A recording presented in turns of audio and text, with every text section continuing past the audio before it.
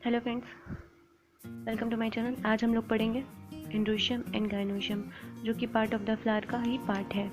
तो इसके दो पार्ट अभी हम पढ़ने वाले हैं। तो जो हम लोग पहले पढ़ेंगे वो है एंड्रोशियम।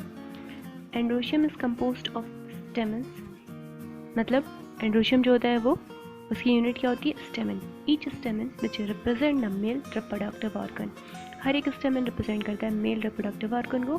कंसिस्ट ऑफ स्टॉक और a filament and an anther. जो स्टेमन होता है उसके 3 पार्ट होते हैं, स्टॉक और a filament and an anther. Each anther is usually bilobe. Anther कैसा होता है? यूजुअली एंथर जो होता है वो बाइलोब होता है। And each lobe has a 2 chamber, और हर एक लोब में 2 चैम्बर होते हैं, जिन्हें क्या कहते हैं हम लोग? उन चैम्बर्स को क्या कहते हैं? Pollen sac. The pollen grain are produced in pollen sac. तो जो पॉलन ग्रेन होते हैं वो इन्हीं पॉलन सेक में प्रोड्यूस होते हैं। यहाँ पर बहुत इंपॉर्टेंट है ये line. Sterile स्टेमन is called staminode. Staminode क्या होता है? Sterile स्टेमन is called staminode. Stamen of flower may be united with other members such as the petal or among themselves. ये मतलब कि स्टेमन जो है वो यूनाइटेड हो सकता है पेटल के साथ, और आपस में सारे स्टेमन भी यूनाइटेड हो सकते हैं। When stamen are attached to the petal, they are epipetalous. अगर स्टेमन पेटल के साथ अटैच है तो उसे कहेंगे एपीपेटलस, जैसा कि ब्रिंजल में पाया जाता है। और एपीफिलस कब कहेंगे? जब वो पेरियंथ के साथ अटैच है। पेरियंथ क्या होता है? पेरियंथ जो होता है वो पेटल और सेपल जो फ्यूज़ होते हैं तो जो स्ट्रक्चर फॉर्म होता है उसे कहते हैं पेरियंथ, जो कि लिलिएसी फैमिली का कैरेक्टरिस्टिक फीचर होता है। तो एपीफिलस स्टेमन पाया जाता है लिलिएसी फैमिली में, जिसका एग्जाम्पल है lily. The स्टेमन in a flower may either remain free. अगर वो फ्री हैं तो उन्हें हम क्या कहेंगे? पॉलीएंड्रस कहेंगे। और अगर वो यूनाइटेड हैं तब डिपेंड करता है कि वो कैसे हैं। यूनाइटेड हैं यानी कि एक बंडल में यूनाइटेड हैं, या दो से ज़्यादा बंडल के साथ फ्यूज़ हो रहे हैं। तो the स्टेमन may be united into one bunch और वन बंडल, तब हम उन्हें क्या कहेंगे? मोनोडल्फस। एज चाइना रोज, मतलब कि मोनोडल्फस जो होता है वो मालवेसी फैमिली का कैरेक्टरिस्टिक फीचर है, जैसे कि चाइना रोज मालवेसी फैमिली का एग्जांपल होता है चाइना रोज, जैसे हम हिबिस्कस भी कहते हैं। और टू बंडल मतलब डायडल्फस। जो डायडल्फस स्टेमन होते हैं वो पी में प्रेजेंट होते हैं, और जो मोनोडल्फस होते हैं वो चाइना रोज यानी कि मालवेसी में प्रेजेंट होते हैं। और इनटू मोर देन 2 बंडल यानी कि पॉलीएडल्फस। पॉलीएडल्फस प्रेजेंट होते हैं सिट्रस। सिट्रस की फैमिली क्या होती है? रेनिनकुलेसी जो होती है वो सिट्रस की फैमिली होती है। There may be a variation in length of filament within a flower. Flower के अंदर जो है वो फिलामेंट की लेंथ वेरी कर सकती है, जैसे कि साल्विया और मस्टर्ड। इनमें जो होती है जो स्टेमन होते हैं, इसमें 2 प्रकार के स्टेमन होते हैं। कुछ की लेंथ जो होती है कुछ लॉन्ग होते हैं और कुछ शॉर्ट स्टेमन होते हैं। ये जब आप फैमिली में फ्लोरल फार्मूला पढ़ेंगे तब आप उसमें मेंशन होगा। तो मस्टर्ड और साल्विया में स्टेमन की लेंथ जो होती है वो वेरी करती है। ओके, अब हम लोग पढ़ेंगे gynoecium. Gynoecium is a female reproductive part of a flower and is made up of 1 और मोर कार्पल, यानी कि ये एक या एक से ज़्यादा कार्पल से मिलकर बनता है, और ये फीमेल रिप्रोडक्टिव पार्ट होता है कार्पल का। A carpel consist of 3 part, namely stigma, style and ovary.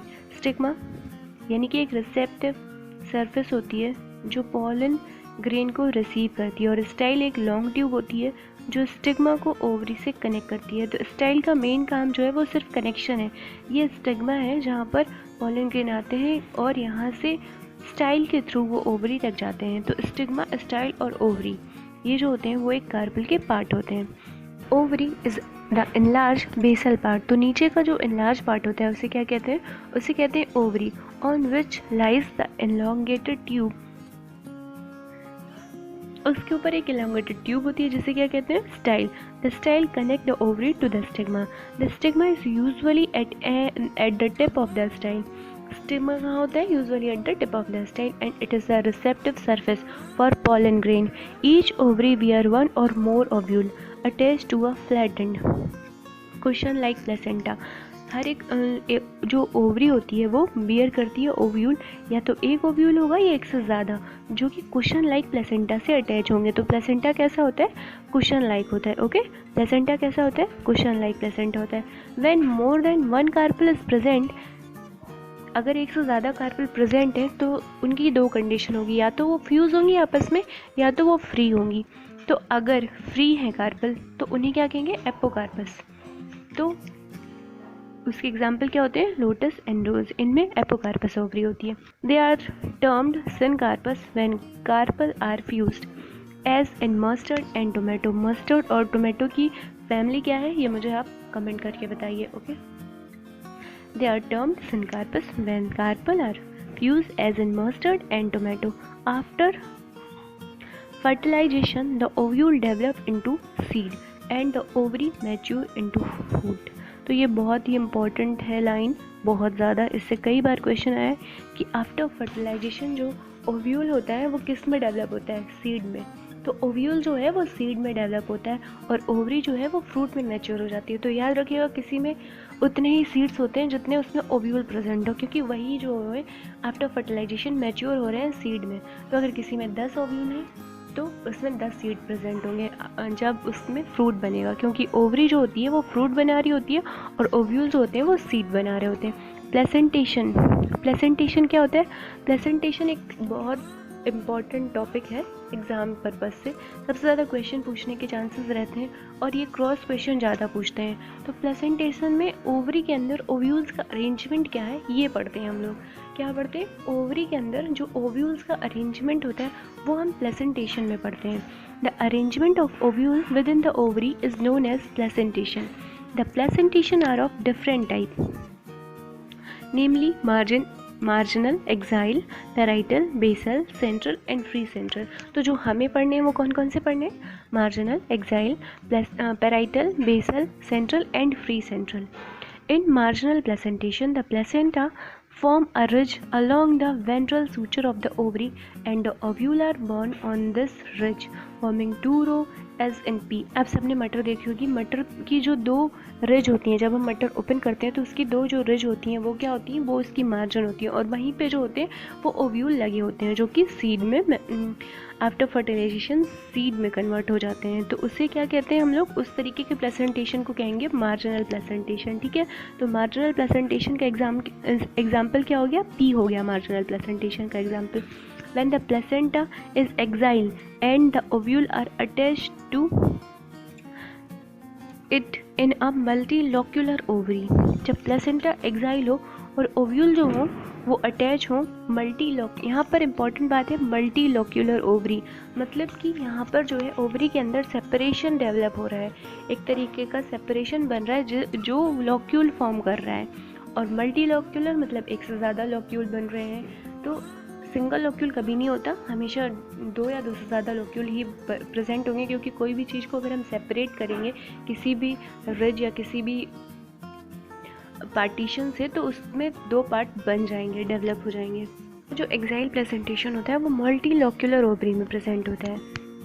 यहाँ पर देखते हैं हम, When the placenta is exiled and the ovule are attached to it in a multilocular ovary, the placentation is said to be exile। exile किस में present होता है, China rose में, टोमेटो और लेमन में प्रेजेंट होता है।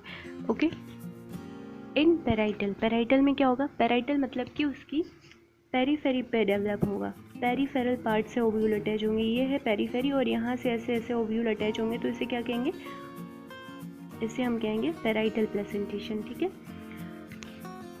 in parietal placentation the ovule develop on the inner wall of the ovary or on peripheral part।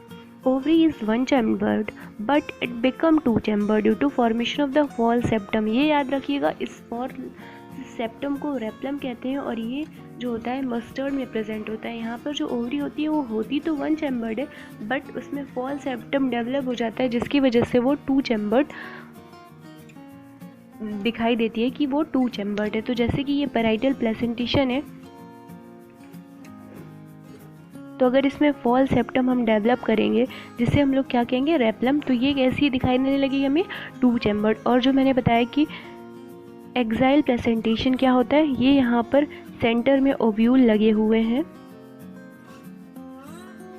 और यहाँ पर ये लोक्यूल डिवाइड कर रहे हैं। तो ये जो पोर्शन यहाँ पे ये सेपरेशन आया, यहाँ पे एक सेप्टा आया, यहाँ पे तो ये 3 लोक्यूल डेवलप हो गए। तो ये जो एरिया है इसे क्या कहेंगे हम लोग, पूरा जिसमें ओव्यूल प्रेजेंट है, लोक्यूल। तो ये होता है एक्साइल प्लेसेंटेशन। ठीक है, एक्साइल हो गया, पेराइटल हो गया। पेराइटल का एग्जांपल क्या हो गया, मस्टर्ड एंड आर्जिमोन, ठीक है। When the ovule are borne on central axis, जब ओव्यूल जो है वो सेंट्रल एक्सिस पर प्रेजेंट हो, जब ओव्यूल सेंट्रल एक्सिस पर प्रेजेंट हो तब उन्हें क्या कहेंगे, तब उन्हें कहेंगे सेंट्रल प्लेसेंटेशन, ठीक है। तो फ्री सेंट्रल एक्सिस मतलब सेंट्रल एक्सिस पर जो ओव्यूल प्रेजेंट हो और उनके लिए कोई सेपरेशन, कोई सेप्टा नहीं हो, कोई लोक्यूल फॉर्मेशन नहीं हो रहा हो, तब उसे क्या कहेंगे हम लोग, फ्री सेंट्रल प्रेजेंटेशन। और इसके लिए एग्जांपल क्या है, डायंथस एंड प्राइमरोज। उसके बाद बचता है बेसल प्लेसेंटेशन। इसमें हमेशा सिंगल ओव्यूल होता है और यहाँ पर बेस से अराइज हो रहा होता है। इसे भी देख लेते हैं हम लोग। The placentation is called free central. In basal placentation, the placenta develop at the base of ovary and single ovule attached to it, जैसे कि sunflower and marigold। तो ये एग्जाम्पल है बेसल प्लेसेंटेशन के। ये डायग्राम है बेसल प्लेसेंटेशन का, जिसका एग्जाम्पल क्या है, सनफ्लावर एंड मैरीगोल्ड। ये है फ्री सेंट्रल, ये है पेराइटल जो कि मस्टर्ड और आर्जिमोन में प्रेजेंट है, ये है free central, china rose, tomato और लेमन में प्रेजेंट होता है फ्री सेंट्रल। ये है, ये क्या है, एक्साइल, और ये है मार्जिनल। मार्जिनल का सिंगल एग्जाम्पल है पी, और एक्साइल का एग्जाम्पल क्या है वो मुझे आप बताएंगे कमेंट करके, ठीक है। चलिए वीडियो को लाइक कर दीजिएगा, अपने फ्रेंड के साथ शेयर कर दीजिएगा और चैनल को सब्सक्राइब कर दीजिएगा। और हाँ, आने वाली वीडियो के अपडेट के लिए नोटिफिकेशन बेल को प्रेस करना ना भूलें। Thanks for watching, stay safe, stay home, bye bye.